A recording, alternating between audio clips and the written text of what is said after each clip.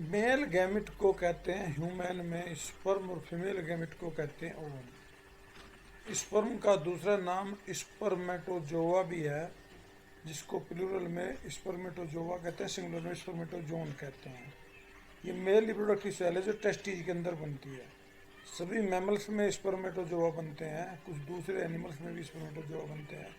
ये male gamete है जो हैप्लोइड होता है और ये ओम के साथ मिलके जाइगोट बनाता है और फिर वो जाइगोट डेवलप होकर ऑर्गेनिज्म बनाता है।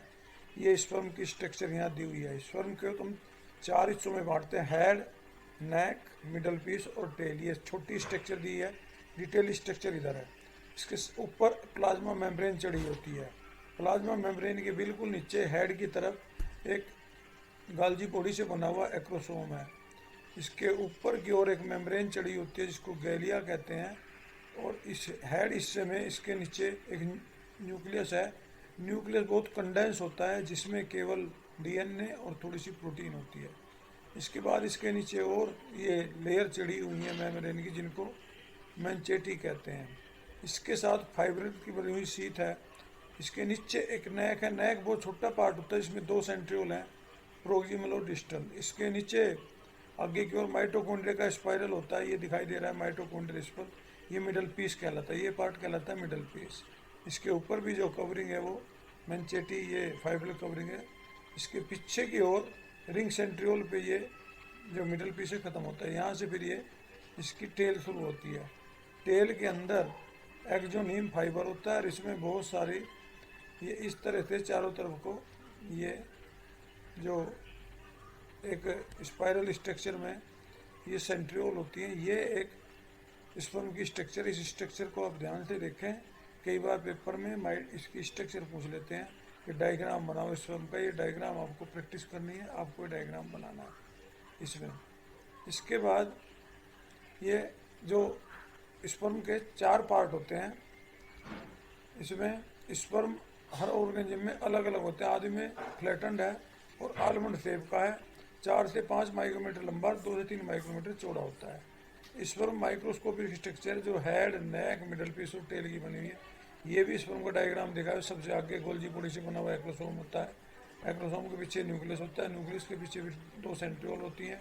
फिर आगे ये मिडल पीस होता है। मिडल पीस में मेनली माइटोकॉन्ड्रिया होते हैं और पीछे की ओर टेल होती है जिसमें फिलामेंट होते हैं और इसके बाद इस पर कवरिंग होती है। ये एक स्पर्म की स्ट्रक्चर है। ये स्ट्रक्चर को आप ध्यान से देखें और प्रैक्टिस करें। ये स्पर्म बड़ा इंपॉर्टेंट टॉपिक है, इसमें आपको डायग्राम सारे आने चाहिए। स्पर्म 0.06 मिलीमीटर लंबा और इसके 4 पार्ट हैं। पहले हेड की बात करें। हेड की शेप सब में अलग अलग है। हेड के 2 पार्ट होते हैं, एक एक्रोसोम होता है, इसके नीचे न्यूक्लियस होता है। एक्रोसोम गोल्जी बॉडी से बना हुआ एंटीरियर पार्ट है जिसके अंदर कुछ एंजाइम होते हैं जिसका नाम है हाइलुरोनिडेज। ये स्पर्म ओवम को डाइजेस्ट करने का काम करता है। उसकी वाल को, ओवम की वाल को डाइजेस्ट कर लेता है। ये लाइटिक एंजाइम है जिसके कारण ये स्पर्म पेनिट्रेट कर पाता है। अगर हम इसको रिमूव कर दें तो स्पर्म फर्टिलाइजेशन नहीं कर सकता। न्यूक्लियस हैप्लोइड है और कम्पैक्ट होता है। इसमें बिल्कुल डीएनए और थोड़ा सा प्रोटीन वगैरह पाई जाती हैं और जनरली ये लॉन्ग और नैरो होता है। आगे की ओर ही होता है स्पर्म में। इसमें न्यूक्लियस पार्ट सारा कंडेंस हो जाता है और इसमें से आरएनए सारा बाहर निकल जाता है। न्यूक्लियस और एसिडिक प्रोटीन भी इसमें नहीं होती। जनरली इस न्यूक्लियस में मेनली डीएनए और कुछ बेसिक प्रोटीन होती हैं। सारी जेनेटिक इन्फॉर्मेशन और आधे क्रोमोसोम इसी के अंदर होते हैं। स्पर्म सारा का सारा एक मेम्ब्रेन से ढका हुआ होता है। केवल एक स्पर्म ही फर्टिलाइजेशन करता है। वैसे 300 मिलियन से 400 मिलियन तक स्पर्म एक इजैकुलेशन में निकल जाते हैं, लेकिन उनमें से ओवम तक कुछ ही पहुँच पाते हैं। उनमें से भी केवल एक ही फर्टिलाइजेशन करता है, बाकी डैमेज हो जाते हैं। पोस्टीरियर स्पर्म एक सीट से ढका होता है जिसको मैनकेटी कहते हैं। अगर स्पर्म को रिमूव कर दें स्पर्म में से एक्रोसोम तो ये फर्टिलाइजेशन नहीं करेगा, ये मैंने आपको पहले बता दिया। अच्छा, तो दूसरा स्पर्म के नीचे, इसमें एक्रोसोम के नीचे वाला हिस्सा और न्यूक्लियस के नीचे वाला हिस्सा अर्थात हेड के नीचे वाला हिस्सा नेक आता है। नेक बहुत छोटा पार्ट है स्पर्मेटोजोआ का। इसमें 2 सेंट्रियोल होती हैं, एक प्रोक्सियल, ऊपर वाली को प्रोक्सियल कहते हैं, नीचे वाले को डिस्टल कहते हैं। दोनों राइट एंगल पे लगी हुई होती हैं। सेंट्रियोल वही हैं जो 2 सेंट्रियोल हैं, 9+0 अरेंजमेंट सेंट्रियोल का होता है। प्रोक्सियल सेंट्रियोल का रोल स्पर्म के इसके जाइगोट के डिवीजन में होता है और जो इसमें एक डिप्रेशन होता है जो मेन एक्सिस के perpendicular centriole long term axis में होती है ये स्पिंडल बनाती है क्लीवेज के लिए। डिस्टल सेंट्रियोल बेसल बॉडी का भी काम करती है और ये टेल को इसी से राइज होती है। मिडल पीस, ये जो हमारा नेक था उससे नीचे वाला पार्ट थोड़ा सा बड़ा होता है। इसमें सेंटर में फिलामेंट होते हैं, उसके बहुत सारे माइटोकॉन्ड्रिया होते हैं, यहीं एटीपी या एनर्जी प्रोवाइड की जाती है। ये माइटोकॉन्ड्रियल स्पाइरल को हम नेबिनकम कहते हैं, जो प्रोक्सिमल पार्ट के एक्सोन के चारों ओर होता है। माइटोकॉन्ड्रिया में ही ऑक्सीडेशन से ऑक्सीडेटिव फास्फोराइलेशन एटीपी बनते हैं, वो एटीपी इसके मोशन में काम आ जाते हैं, इसलिए मिडिल फिश को ही इसका पावर हाउस कहते हैं। और इसके जो ये अगले पोस्टीरियर पिछले पे सारे पे जो कवरिंग है उसको मैनकेटियन पहले भी आया हुआ है। स्पर्म जनरली 24 से 48 घंटे में फर्टिलाइजेशन कर सकता है, इसके बाद ये फर्टिलाइजेशन नहीं कर पाता। इसके एटीपी खर्च हो जाते हैं, इसमें एनर्जी नहीं रहती, ना वो मूव कर पाता और ये मर जाता है। पिछला हिस्सा आता है टेल। टेल सबसे लंबा पार्ट है। टेल में दो मेन पार्ट होते हैं, सेंट्रल कंट्रेक्टाइल पार्ट और जिसको एक्सोनियम कहते हैं, और पीछे का पार्ट इसमें जो होता है वो प्रोटोप्लाज्मिक शीथ होती है। इसमें ये दो पार्ट हैं, एक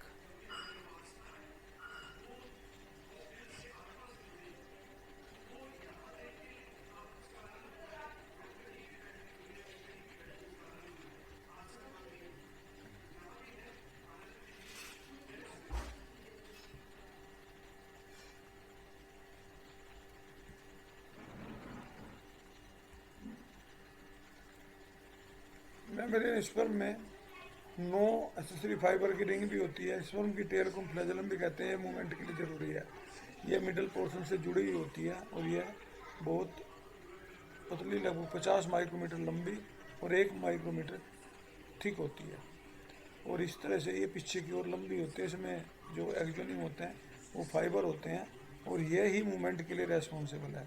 जब स्पर्म को मोशन यही प्रोवाइड करती है। टेल के अंदर नेक, मिड पीस, प्रिंसिपल पीस और एंड पीस होते हैं। सेलुलर टैपरिंग एंड है।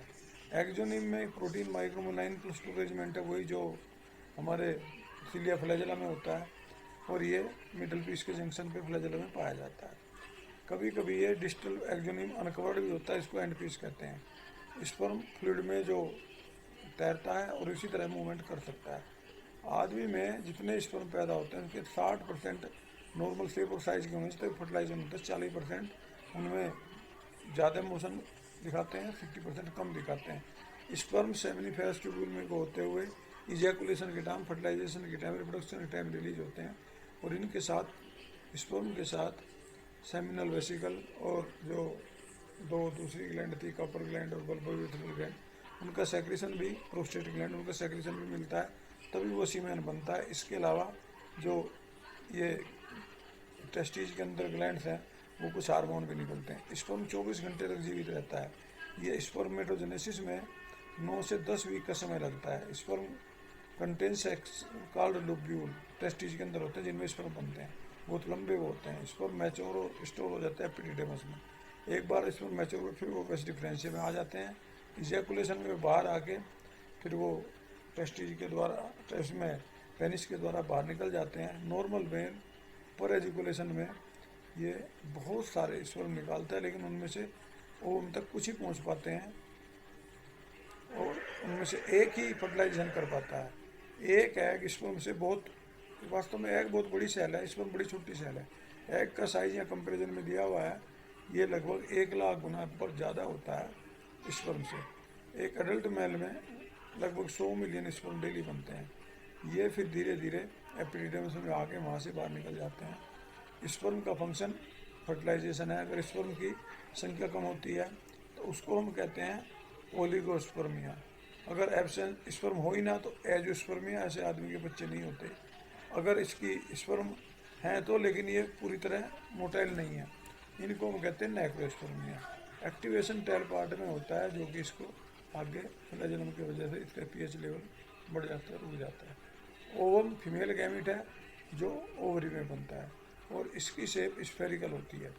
ओवम के अंदर एक न्यूक्लियस होता है, साइटोप्लाज्म होता है, इसके ऊपर कवरिंग चढ़ी होती है और ओवम के अंदर बहुत सारा रिजर्व फूड मटेरियल या हम योग कहते ही होता है। ओवम में साइटोप्लाज्म बहुत ज़्यादा होता है, इसके साइटोप्लाज्म को ओप्लाज्म कहते हैं और इसके न्यूक्लियस को हम जर्मिनल वेसिकल कहते हैं, जो सेंटर में होता है। चारों ओर प्लाज्मा मेम्ब्रेन्स के गिरी हुई होती है। योक इसके फूड का काम करता है।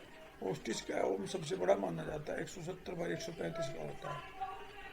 एग का जो साइज है आदमी में, वो उसमें योक बहुत कम होता है, क्योंकि वहाँ फूड की रिक्वायरमेंट नहीं होती। उसको एक बार इम्प्लांट हुआ तो वहाँ से प्लेसेंटा के द्वारा फीमेल से उसको वो मिलता रहता है। इसका डायग्राम आप ध्यान से देखें। ये पेरीवाइटलिन स्पेस है दोनों मेम्ब्रेन के बीच में। जोना पेलुसिडा, इसके अंदर प्लाज्मा मेम्ब्रेन, फिर न्यूक्लियोलस, न्यूक्लियस, फिर आगे इसके अंदर जो बाहर की लेयर है ये कोरोना रेडिएटा, इसके साथ चिपकी हुई फोलिकल सेल, ये इसकी स्ट्रक्चर है। ओवम सेकेंडरी oocyte स्टेज पे रिलीज होता है। इसके साथ एक पोलर बॉडी भी आती है जो बाद में बाहर निकल जाती है। ओवम के अंदर नॉन मोटाइल स्ट्रक्चर होती है। मैमल में ओवम का साइज लगभग 15 मिलीमीटर के आसपास होता है। ओवम में आदमी में कम मात्रा में योग होता है। पेरिफेरल लेयर को हम ऊपलाज्म कहते हैं, जो अंदर बहुत सारे माइक्रोबलाई और कोर्टिकल ग्रेन्यूल होते हैं। माइक्रोबलाई प्लाज्मा मेम्ब्रेन की आउटर प्रोजेक्शन होता है। ये जो ओवम है ये हैप्लॉइड होता है। इसमें आधा डीएनए और आधा ही क्रोमोसोम से ये बनता है, ये जर्मिनल वेसिकल में। और इसके ऊपर काफ़ी कवरिंग रहती है। जो बाहर की कवरिंग है मेम्ब्रेन है उसको हम जोना पेलुसिडा कहते हैं। उसके नीचे पेरीवाइटल स्पेस है, दोनों मेम्ब्रेन का बीच का स्पेस है। और इसके अंदर सेंटर में एक केविटी भी होती है। उस केविटी में एक फ्लूइड भरा होता है, उस केविटी को हम एंट्रम कहते हैं। इसके एग के दो पार्ट होते हैं, एक कोर्टेक्स होता है जो, और एक साइटोप्लाज्म होता है। कोर्टेक्स में कुछ साइटोस्केलेटल स्ट्रक्चर होती हैं और बहुत सारी म्यूकोपॉलीसेकेराइड होती है। इसके अंदर आरएनए, हिस्टोन, एंजाइम आगे होते हैं और ये ग्राफिन फॉलिकल के अंदर बनते हैं। इसके अंदर फ्लूइड जमा होने से केविटी के अंदर, और इसमें ये स्ट्रक्चर आ जाती है। बाद में ये सेल इसके पास, इसकी जोना पेलुसिडा की सेल और कोरोना रेडिएटा की सेल, ये इनको पेनिट्रेट करके ही इसके अंदर इस पर एंटर करता है। और ये जो हर मेंस्ट्रुअल साइकिल में 28वें दिन ये निकलता है और लगभग 450 ओवा एक फीमेल के लाइफ साइकिल निकलते हैं। और इसका लाइफ साइकिल 40 से 50 ईयर का फर्टिलिटी पीरियड होता है। कुछ oocyte डिजनरेट हो जाते हैं, कुछ oocyte ये फॉलिकल में होते हैं, ये कुछ एक्टिव होते हैं। इन सेल को हम इंटरस्टिशियल सेल कहते हैं। इसके 3 मेम्ब्रेन है, vitelline membrane, zona pellucida और कोरोना रेडिएटा।